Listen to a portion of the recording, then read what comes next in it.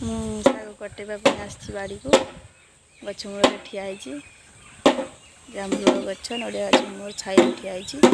ଶାଗ କାଟିବା ପାଇଁ ଆସିଛି। ପାଛିଆ ଆଉ ଦା ନେଇକି ଆସିଛି ଶାଗ କାଟିବି। ଆସନ୍ତୁ ଦେଖିବା ଗଛ ମୂଳରେ କେଉଁ ଶାଗ ହେଇଛି। ଶାଗ କାଟାଯିବ। ଚାଲନ୍ତୁ ଦେଖିବା ମୁଁ କେଉଁ ଶାଗ କାଟୁଛି। ଦେଖନ୍ତୁ ଆମ ବାଡ଼ିରେ ଶାଗ ହେଇଛି।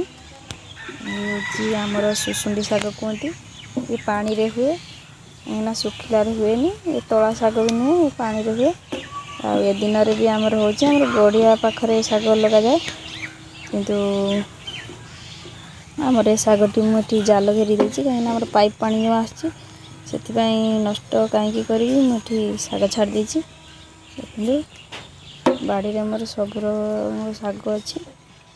ଆସନ୍ତୁ ଶାଗ କାଟିବା। ଦେଖନ୍ତୁ ମୁଁ ପାଛିଏ ଶାଗ କାଟି ସାରିଲିଣି। ଶାଗ ବହୁତ ହେଇଛି। ଆଉ ଦେଖନ୍ତୁ କେତେ କାଦୁଅ, ପୁରା ପାଣି, ମୋ ଗୋଡ଼ ପୁରା ପଶିଯାଉଛି ଭିତରକୁ। ସେଥିପାଇଁ ଏଠି ଶାଗ ବହୁତ ଭଲ ହେଇଛି। ବହୁତ ଥର ବି ଏଠୁ ଖିଆ ହେଲାଣି। ବହୁତ ଜଣ ବି ନେଇଗଲେଣି ଏଠୁ ସେ ଶାଗ।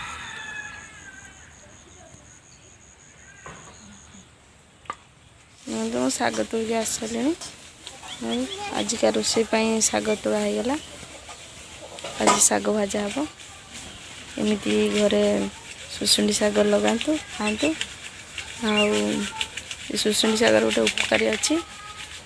ଯଦି ନିଦ ନ ହେଉଥିବ, ଏ ଶାଗ ଖାଇଲେ ନିଶ୍ଚୟ ନିଦ ହେବ।